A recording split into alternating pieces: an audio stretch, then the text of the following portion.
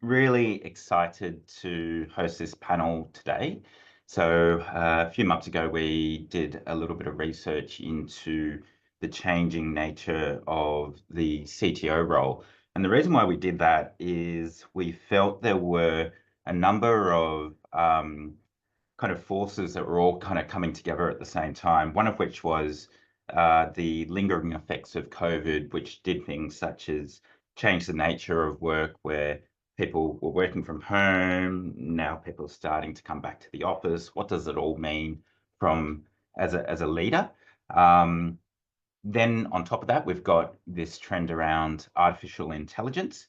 We've then had security breaches for major organizations. And then there's just a general pace of change at which technology has moved in general. And we felt it'd be really fun to discuss some of these trends and how, if at all, they might be affecting the way that technology leaders are having to think about their day-to-day. So look, without further ado, I'd like to introduce the panelists. I'll get them to sort of go one by one and introduce themselves. And then maybe at the same time as they introduce themselves, just sort of talk about one thing that is keeping them up at night. So Pierre, I might start with you, please. Bit of background, who you are, and of course, something keeping you up at night at the moment.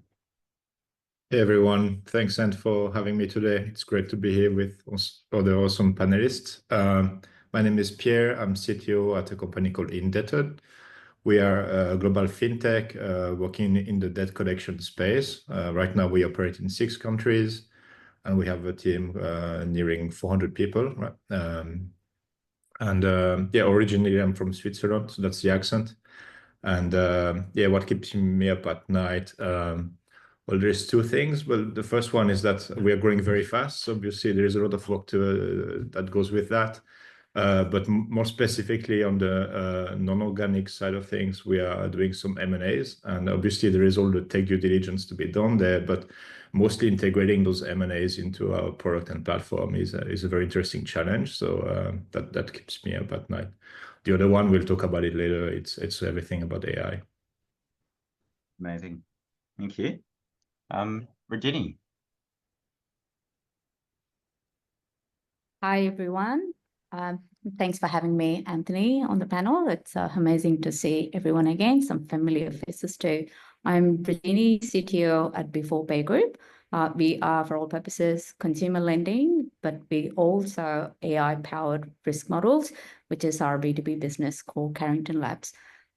So I think AI is very tropical, so I might start with that. What keeps me up at night is a combination of being cloud native, and all our tools are SaaS-based, and bringing all those things together, and AI and cybersecurity breaches are a mix of things that keeps me awake at night. Amazing. Thank you. Lucky last, Joe. Thanks, Anthony. So I'm Joe, CTO at a commercial credit bureau called CreditWatch. We are a risk modeling company that helps businesses understand who they're dealing with and understand the risks that they go into with those particular businesses in terms of insolvency and how they might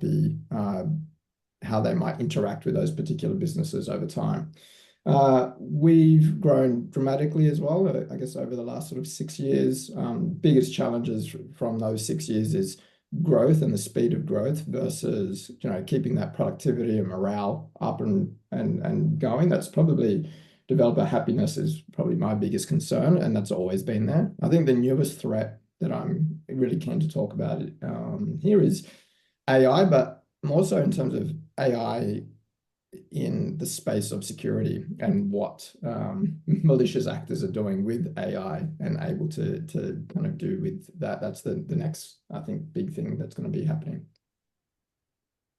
Amazing. Thank you. MJ, what were some of the poll results from the audience around what was keeping them up at night? So their biggest challenge at the moment was ensuring cybersecurity and compliance. So pretty much sounds like it is a very common theme. Coming in a red hot second was staying ahead with the emerging tech trends. So they were the top two. All right, amazing.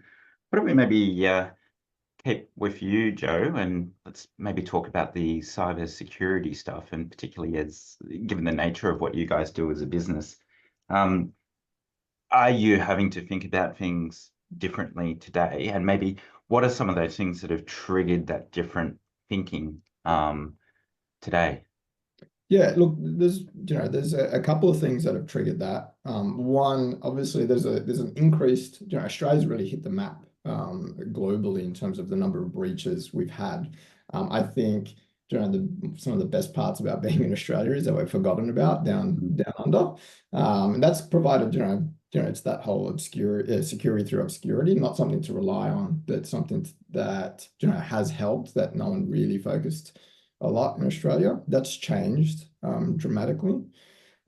Second is regulations, right? So with OAC coming in, new fines on boards are, especially our board, are extremely hyper focused at the moment, which tends to mean that that pressure then comes down to the teams, and we see there's a lot more focus now within our teams, which is probably for the best.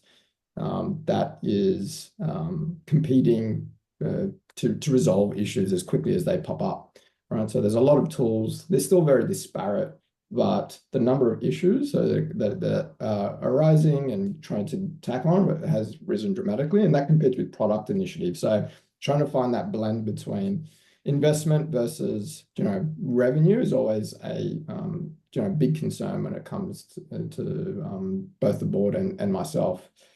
The last one is AI. For anyone who's been part of the ASD, I'd really highly encourage anyone that's been getting to a certain site to join the ASD's cybersecurity forum. They got some great programs in place that do automatic knowledge transfer and security screening. So it's a fantastic program that they're launching. The intelligence that's coming out of there is actually mind-boggling, because what used to be script kiddies, and you kind of just had to be careful a lot with the script kiddies if they're not actually targeting you. Script kiddies have turned into AI bots that can actively penetrate and start scraping and pulling out data without any involvement. So it's changed the game a fair bit. So something that's really keeping us worried at night. Amazing, thank you. Maybe just going over to you, Pierre, this kind of notion of kind of security, how does that play into a company like yours that's growing so quickly? Do you have to kind of grow a bit slower, or what sort of happens? Yeah, it's always a bit of a challenge to balance security and speed of execution, especially when it comes to AI. I think for us, what's been a good differentiator is that we operate in multiple markets, and each of those markets, they have different regulations and rules.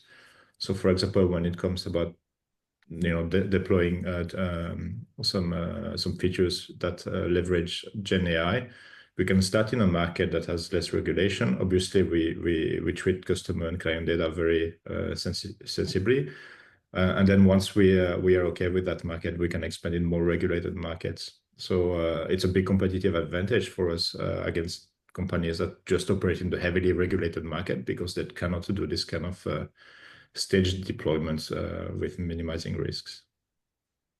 Makes sense. And Regina, kind of security, what are some of the key things you're thinking about?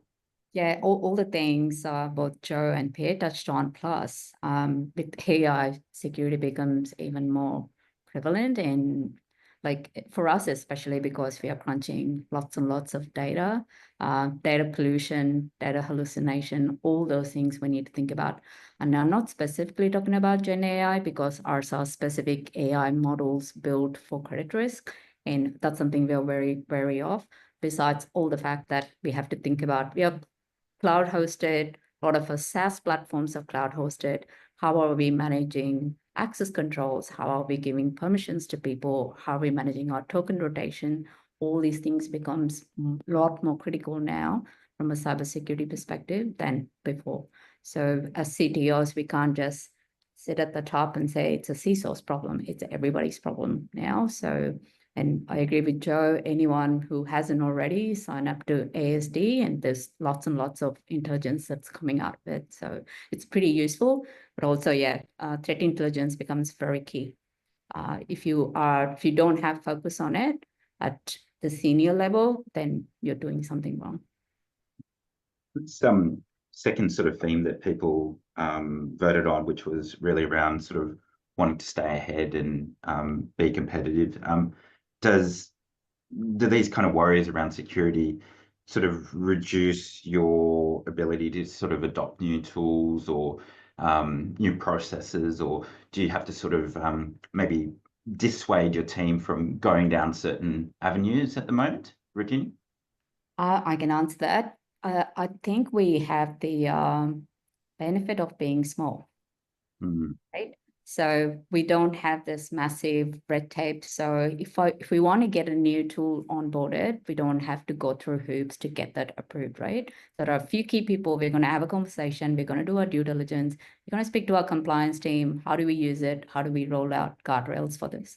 And it's a simple conversation. And internally, we leverage a lot of the AI tools ourselves. So there's the Gen AI consumer side of things, and then us building our own models. So we leverage both and we make those decisions quickly. I think I'm probably very biased because we're small, we can move quickly, but it might not be the case for most of the bigger organization, and it's definitely a challenge. Yeah, wonderful. And Joe, you put down that developer happiness was something that's always top of your mind. Do, again, some of these themes around like security and tooling, do they sort of stop you from keeping your devs happy? Look, yeah, a little bit, but I think it's our job to, kind of drive that same direction. So what I've noticed is rolling out tools as we've gotten bigger becomes more of a challenge rather than acquisition of the tools themselves. But there's good I guess overlap. That Venn diagram is great to say, where the problems are, we can use AI. There's a lot of great tools that we've employed that helps with automatic pull requests and patching to try and speed that up and get them get that whilst it's still in the forefront, but trying to automate as much as of that they can rather than them focusing on it. Nobody wants to deal with, I guess, the boring stuff. People want to see their product evolve, and developers have a lot of pride. Being a developer myself, we want to work on meaningful things, right? No one wants to sit there and just kind of work on, I'm just going to sit here and do bugs or security tickets or anything like that. So trying to automate as much as I can not only leads to a productivity gain, but a developer happiness as well. And I think that in itself is what drives productivity. And we should be focusing on keeping developers happy when our boards are constantly hounding us about how productive are you, where are the DORA metrics at, what are you, all these sort of things that they kind of push you for. It's great, it's good insights, but I think you need to drive that with some empathy and some sentiment analysis as well. And obviously kind of output and is one measure of success. How's that linking back to then sort of commercial and business outcomes? How are you thinking about that notion with your team today? Yeah, look, it's funny, with product, at the end of the day, I think technology has to work very closely with product. Developers want to know the why. They don't want to be given a solution to a problem they haven't even heard of. So being involved extremely early, getting that emotional attachment to hearing the customers or seeing what the problem statements are or looking at the data and finding that, we need to give them space to do that. That leads to true innovation, right? Like as much as I think product people do play a big part of that. I think engineers need to understand they play just a bigger part in it, and their voice, they understand how the product works far better than anybody else, having been the ones that built it. So their voice should be heard. What about for you, sort of, Pierre? I know that you guys are obviously growing very quickly at the moment. This notion of sort of getting your engineers to have an impact on the business. How are you guys thinking about it? And are there sort of any radical ideas that you guys have had to adopt over the last year or so? Yeah, so to grow fast, what we needed to do is to become profitable. So we were a happy growth business, and when the cost of capital became a lot more expensive, we had to make some very, very difficult decisions, and that unfortunately included a layoff. At the back end of that, we really had to regroup and make very laser-focused decisions on what kind of outcomes we want to drive, and get the team a lot closer together. So not only engineering in a silo, but to Joe's point, including also product and other stakeholders. And I think that that got us in a good spot where the collaboration between functions increased, and everybody had a lot more skin in the game to understand the problems and then design solutions to achieve those outcomes. So for us, we had a tough year with obviously a lot of battle scars, but we've learned a lot, and that allowed us to raise a Series C recently.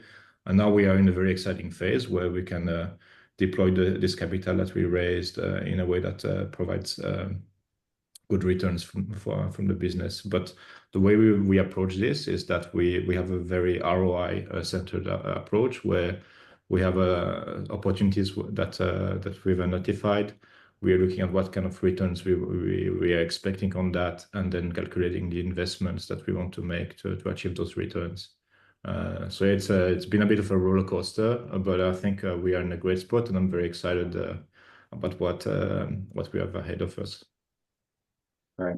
And Virginia, are you sort of finding these sort of ideas around, like, obviously more throughput that sometimes boards and executive teams are asking of engineering teams, is it having an effect around, that kind of really nice sort of engineering culture that I think for a couple of years the community sort of fostered as a bit of a gold standard? Is that changing, this idea of like engineering culture? I would generalize it as just the product engineering culture. I don't see product design or even data team sitting on the silo. I think we matured quite a bit from the culture of just engineering culture and just thinking about, because engineering itself is quite a few disciplines coming together, right? And there's a little appreciation because the business sees us as engineers. They don't see us as platform engineer, security engineer, there's product engineer, there's person who's only focused on the front end, the person only focused on back end. So there's so many different technologies coming together to create a new product, right? So I see it as it's the culture of both product design, engineering coming together. For my organization, especially, our challenges, we've gone beyond that, and we've got a really nice product engineering, design, and data culture. Our problems and our challenges have now shifted to, how do we bring risk, compliance, legal into the picture? And that's been a challenge in terms of collaboration.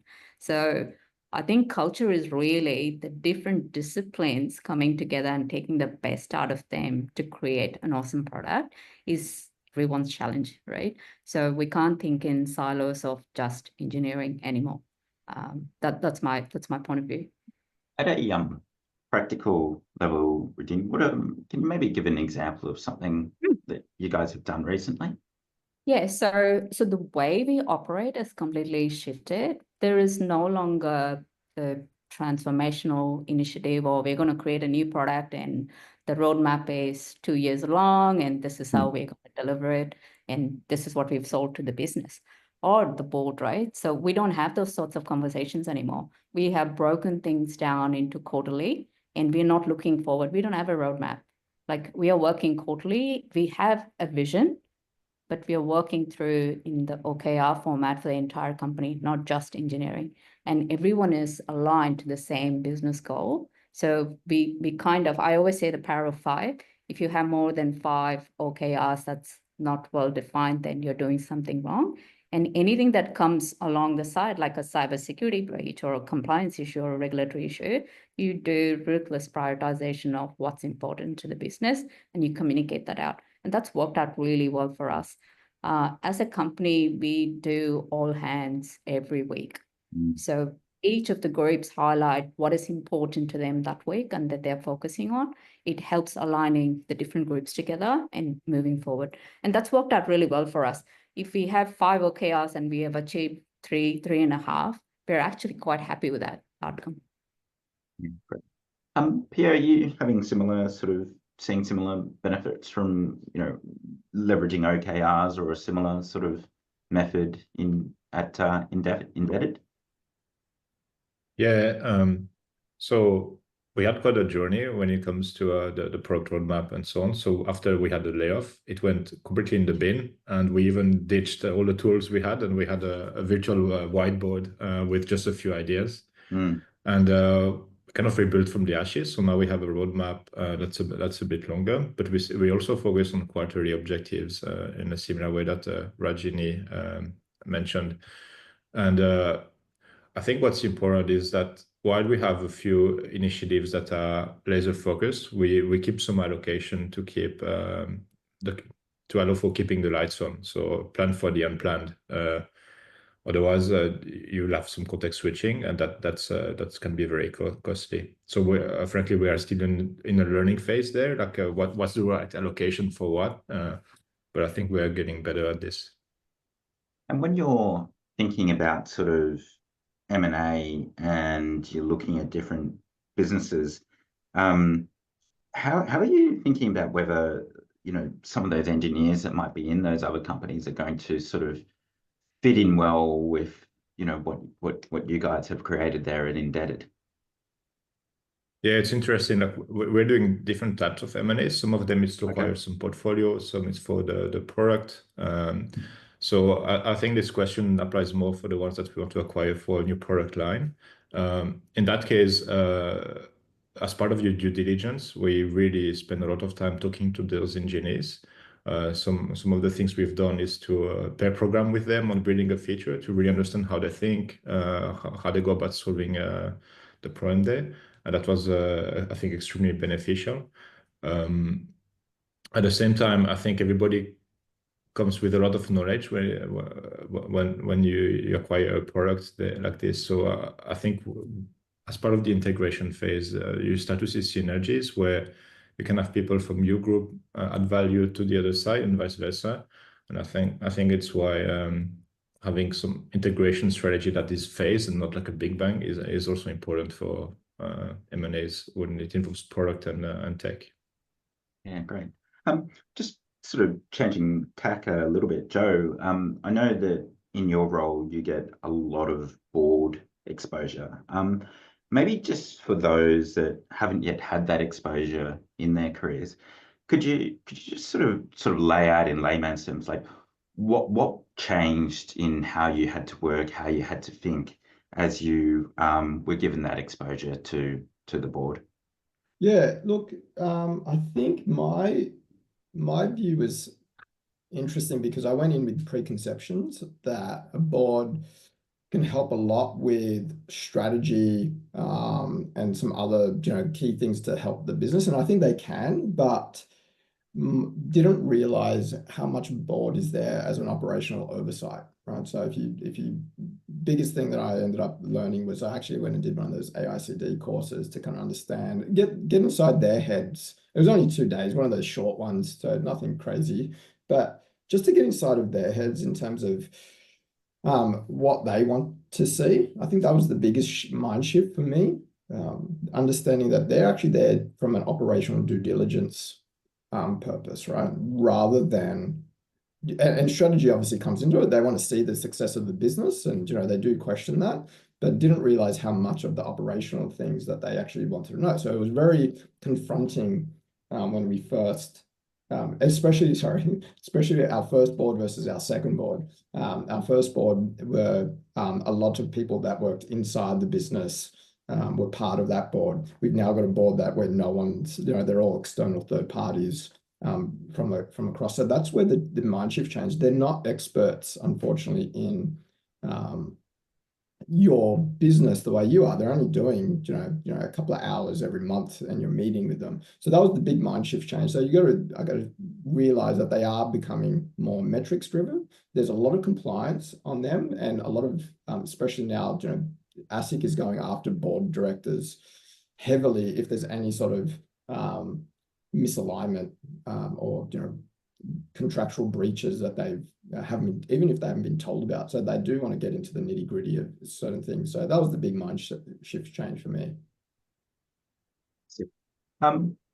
Look, one of the things that I've been hearing about is this concept that there's a lot of change occurring within the different sort of role types of an organization. So I think the other day someone mentioned that there's this trend towards engineering managers, also having a IC responsibility. Maybe starting with you first, Joe. What are some of those role shifts that you guys are seeing there or implementing at Creditor Watch, and maybe just some commentary on why you've decided to go down that route as well? Yeah. So look,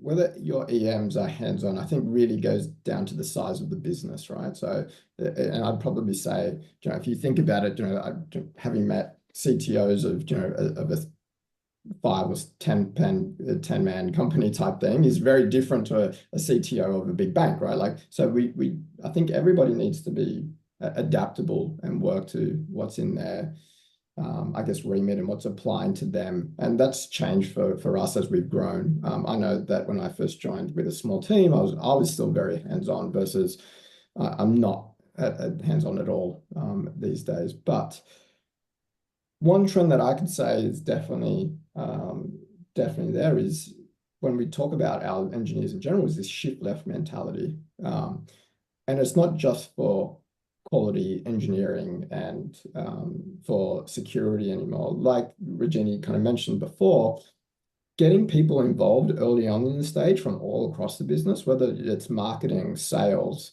your risk team, if you've got a risk team, or someone in that legal space, is really important to kind of capture everything that's happening and moving those requirements as far down to the left as possible, because it saves all that rework. It saves the productivity of having to release everything and then come back to things. Like, that's where the context switching comes into play, and that's where you start losing efficiencies with your developers. It does mean, though, that developers are being asked more than ever, and that's one thing I know that our team have kind of highlighted was like, yeah, okay, we do our quality engineering, that's fine. Yeah, cool. You've introduced security, that's fine. We're going to have to kind of help out with the security work. But then you're bringing in things like, there's a risk component, there's a marketing component, there's a launch component that they're all thinking about. So the role of a developer is getting ever more complex, and we need to, try to help out as much as we can, removing some of that complexity. And I think OKRs does a really good job of that, and making sure that those goals are set in stone. They understand that they're clear, they're attainable. Making sure you're using those smart metrics for goals is really important. Thank you. And Virginia, any comments on that? The changing sort of role types within an organization? 100% agree. I think it depends on the size of the organization as well. Having just come from deputy, where there's 120 engineers versus here we have 30 engineers, very different, right? In terms of how you operate, and lots of people are wearing multiple hats in a small organization, and the world seems like it just shrunk quite a bit. So you get involved and you get exposure to a lot of different things, but also the expectations for engineers has changed dramatically, right? Like, if you have a platform engineer, they are expected to do everything, in maintain the infrastructure, keep the lights on, but also help the engineers build the right thing and build Terraform scripts, as well as think about security. So many different things a platform engineer needs to think about. So it's no longer just the DevOps role or just the infrastructure role, just the security role. So that's converged, right? And it's good to have that level of experience and breadth. So they are using a lot more critical thinking and A lot of the leads are also doing hands-on work at the moment. That includes myself because you're a very small organization. But in a big organization such as Deputy, you can have that manager role, but I still feel the manager should be at least they should know what's happening within the team. The role of them is to help and guide the team so they can deliver the value, right? So I normally break it down into 3 things: your technical capability, your technical excellence, like how you're driving the practices, and then the business outcome. Are you actually delivering? Is your team delivering on the business outcome?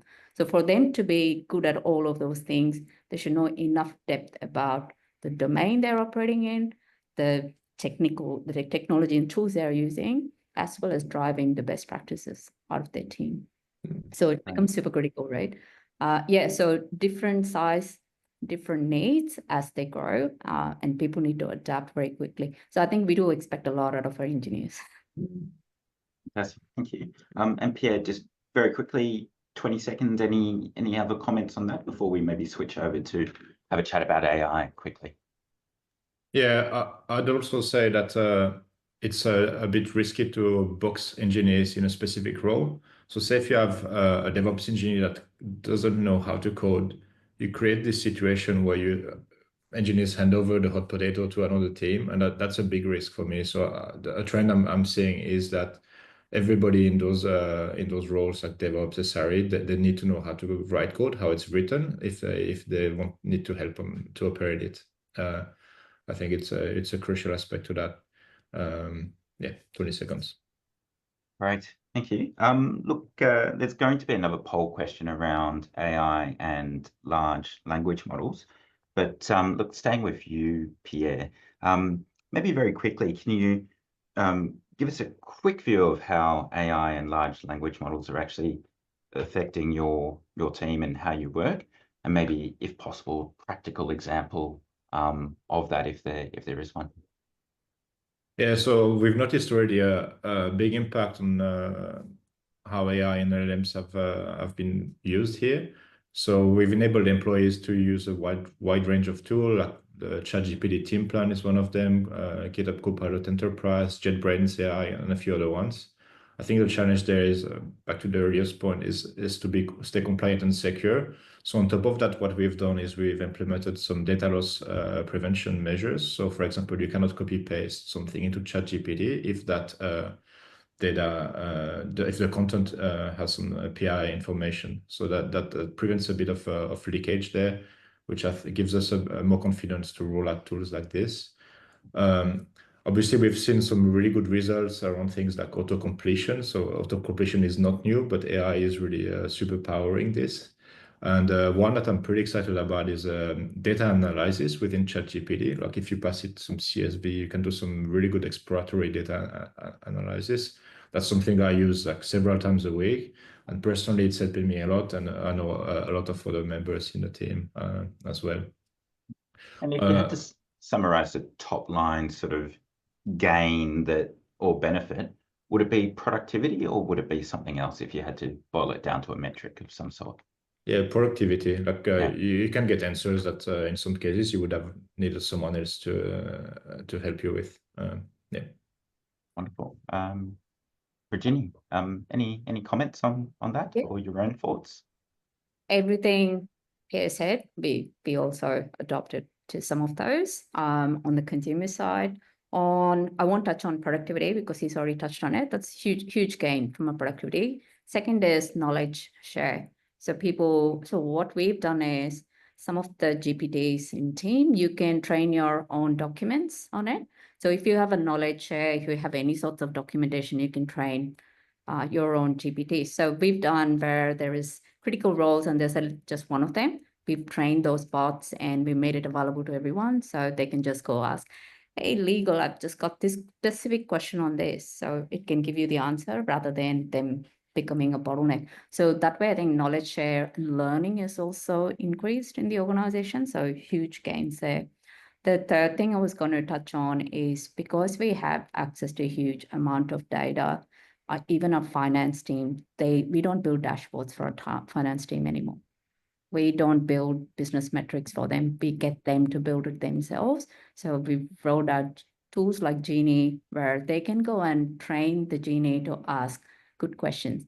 Hey, how's the defaults going today? Or how many users do we have today? So they can use natural language to get those answers rather than waiting for a BI team to produce the results to actually get some intelligence, right? And that can be leveraged by everyone. So yeah, huge from those aspects, massive value add. Amazing. Cool. And Joe, any comments? Yeah, they look, it's, so you mentioned at the beginning of the poll that people were a little bit worried about trying to keep up with this kind of stuff. So like I want to tackle that in the way that, look, don't worry. It's also been, not that you shouldn't be, trying to adopt these things, but someone once told me that AI has become like salt. You sprinkle it on everything. Sometimes you don't actually need it, right? So just be mindful that it has a huge productivity gains. It does, but don't worry if you can't get to it. But on the second of that, given that we've had data scientists in our business for a number of years, when they first saw it, they were a little bit like, oh, we've been doing this forever. Like, that's what we do. We're probability analysts essentially, right? Like that's what they've done for their entire careers. What I think AI, especially ChatGPT is, it's opened it up, those possibilities to everybody, right? And I think that's the big key difference. Rather than having specialists, it's now become a service. And you can see all these flavors coming out. We're in the same bucket. We use GitHub Copilot. We use the IntelliJ platform as well. And then on top of that, we try as much as we can. Regina hit the nail on the head to think differently when it comes to, do you actually need a UI for this anymore? Do you need to be doing this? I think the thing is, just don't resist it. Have a think about how you could actually change something completely different. I think we're still all stuck in the model of like, oh, I'm going to get a developer, I'm going to get a analytics engineer, I'm going to get a data engineer to kind of produce all that data, rather than like, well, why don't you shove it in and we'll see how you go with that. Now,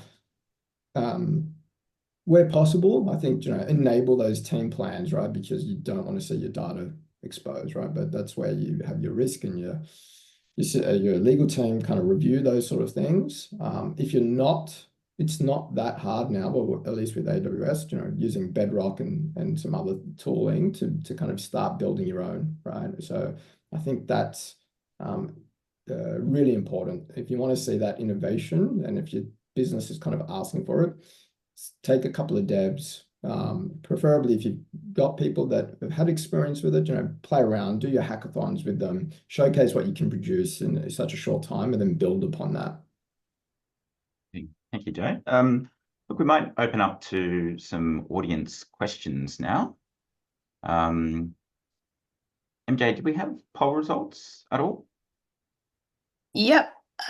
So about half the audience have said that they have very much seen an impact on their team with AI and the large language model, and then followed very much by a close second of somewhat. So I think, to your point, Joseph, it's a case of find a way to make it work for you, by the sounds of the somewhat response. And MJ, how do people ask put the questions question? in? Yeah. So there's a Q&A box down the bottom. So if they'd like to type some questions in there, they'll pop up. You should be able to see those to ask the panelists. Also, they are able to raise their hand if they want, and I can allow a voice-to-voice connection. Oh. So yeah, feel free to drop any questions in the box. I have a feeling a lot of people are just nodding along in agreement with a lot of what's being said, to be fair. Are there any kind of, maybe just very quickly to all three of you, are there any technologies or tools out there that you're all sort of feeling quite excited about that maybe have only popped on the radar in the last sort of quarter or so?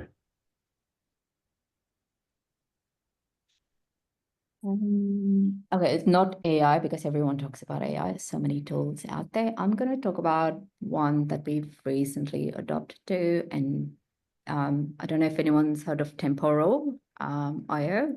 It's a workflow engine, so it's both open source and available on the cloud. Super, super useful when you're trying to build different workflows. We found that our development process was so fast in developing it as well as deploying it on the cloud at scale. And the performance, I've been monitoring it every day and just scales really well, nicely and beautifully. So if people have lots of things they need to orchestrate, I would look at the workflow engine. What about yourself, Pierre? It's not very new, but I'm extremely excited about it. It's a tool called Tuple. It's great for live collaboration. So you can share your screen, take control, do annotations with like 4K resolution. So it feels like being next to someone else, like if you were at the office. And I think in a remote environment like ours, and this really helps solving problems together well, and also dramatically helps with onboarding new engineers remotely, because you can feel this connection a lot better than with tools like Zoom or Google Meets. What about yourself, Joe? Quickly. Yeah, tools like the best ones that I've seen, things like Atlassian Compass and those sort of tools. We're using Compass, but have been really exciting to help the asynchronous nature of our work. Now that we're all going remote, we're using a lot more of video conferencing, recording videos, and I think using metrics has become extremely crucial to kind of understanding teams and how they're performing, and make sure you overlay the sentiment analysis. As I mentioned, we've done that as well with Compass, where people can talk about and raise their concerns through that. It's really important. They've been great tools so far. Excellent. Look, I'll get into some of the questions. Maybe I'll throw this one to yourself, Pierre. Have you had to deal with heads of engineering expecting to play your role simply because they're doing more hands-on, deep technical work? Well, I have a head of engineering, and I think we're very much complementary. So he's a lot more operational than I am, and I'm a bit more strategic. But it doesn't mean that those things are done in isolation. So like if we need to collaborate on solving a problem that's more on the operational side of things, we'll have a conversation, and I'll be dragged down to the trenches to help him and the team with this, and vice versa. Sometimes when I'm working on some strategy, well, I actually involve him a lot and other members of the team to help craft it, to bounce off ideas and so on.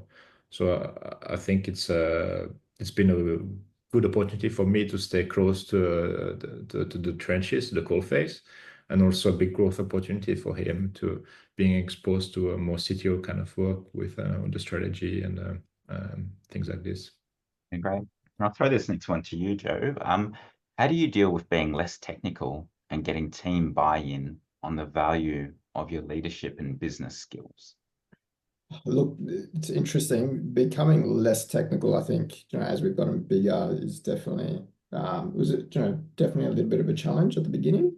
But I've always loved Steve Jobs' quote of don't be the smartest person in the room. So providing autonomy, but setting, you're there now to set goals. As you get bigger, you're there to set goals and visions rather than actually finding the solution to the problem. And the people that I think I learned this one fairly early on, was if you try and dictate the solution, even though it might be like the right solution, people will get it wrong, or they'll implement it differently, or there's a bit of resistance to implementing, which means the success of that goal gets compromised. So there is always a different way to solve a problem. There's multiple ways to always solve a problem. I think letting them come to that, and then having proper check-in points, the whole trust but verify approach is really important to making sure that they've bought in, you've provided the autonomy, you've just set the direction, but make sure you're really clear with that direction, and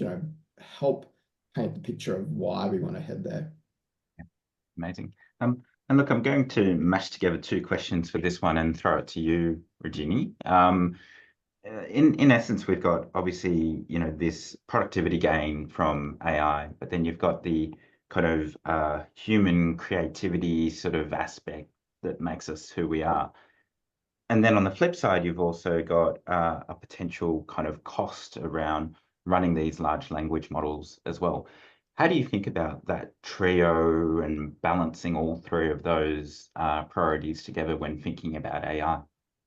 Look, you don't have to think about that in silos, I would say.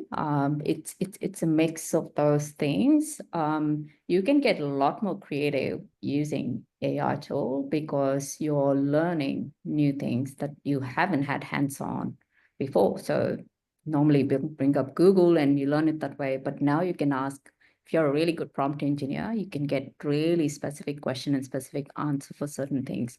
You might not trust it at the face value, but then you're digging deep and learning more about it, right? And generally, I think your critical thinking is actually enhancing as a result. I can say that for myself. So I led deputy to 120 people team. Yes, I wasn't as hands-on as I wanted to be because there was no opportunity to do so because you're always busy. So that's kind of helped me in this role where I can get more hands-on. So if I don't know some things, I can go learn it. And I can get up to speed very quickly. Are we getting more creative? Yes, we are, because we are finding new ways to solve problems. I think Joe touched on this. If you find like you're just solving things in a new way, within a new angle, and that itself is creativity. I think innovation doesn't have to be, we have to keep reinventing new smartphones, right? So it can be anything that you come up with a creative way to solve within the organization. And that's solving problems. So for me, the critical thinking is really, really enhanced, and nobody is going to lose jobs, but everyone's critical thinking is going to be enhanced. And I say embrace it and wear multiple hats. Don't silo yourself to one particular role. Okay. Look, we might finish on this question from Chris Davies. Has the panel found that regulation in industries like finance made it easier to innovate with AI, as you've already got strong data foundations in place? And then any tips on how to apply that to other industries? I can go. Finance is hard. Technology. Especially we are a listed company, so we do have to, and we provide consumer loans. So it's kind of double-edged sword when it comes to regulation, and we have to keep that in mind all the time. Lucky for us, our chief risk officer comes from Westpac, so she's brought in all that knowledge that we can optimize for and get better at these type of regulation. Probably a bit more challenge for Pierre going global, and there's so many different regulation. We are starting to hit that with Carrington Labs. Yeah, I wouldn't think regulation as, oh God, I have to comply with these things. We kind of embrace that. We apply that principles first. I think shifting left, we need to shift all those things and take those requirements on the journey at the beginning rather than at the end as an afterthought. One good practical example is we have Drata. We've rolled out a tool called Drata. I think some of you might be familiar with it. It's been super helpful in terms of it's already giving you the framework and getting compliant with AI or any other frameworks that you can think of. It's making those processes a lot easier now. Yeah, Joe, any comments? Yeah, I actually think it makes it harder being in the financial, especially in our area. We're under strict, where the data goes and where it can end up is far more regulated than most, I would say. So, and then add another level of complexity as soon as European customers come on board or do that. There's another GDPR and there's another level of compliance that comes into that. So it does make it harder, but it shouldn't stop you. I think the big things that I'd say is the same as Regina is that, leverage tools that help you. We're a Drata customer as well. Tools like Wiz and some other security tools helps a lot in terms of understanding where the data is. Make sure you actually understand yourself where it is, whether that's big ID or anything else that you might want to be using to help classifications. It helps a lot to make it easier to figure out, well, what's getting fed into these models. Yeah. Yeah, I think they covered it really well. I think it's all about making measured steps, especially when we go to this more regulated market. So for example, here we have a feature in Australia that provides auto responses to inbound communication. In the US, we have the same feature, but it drafts the response for the agent to review and to send. And like as the regulation evolves, we might tweak that to make it more automated. But we are really monitoring closely on how this goes. And while we want to be early adopters, we need to do it in a very risk-adverse way when it comes to protecting the customer data. Look, Laura Haynes just had a quick question around favorite tools for conforming to security compliance. So ISO 27001. Any favorite tools very quickly? Strata's made that so much easier Yep. for us for being SOC 2.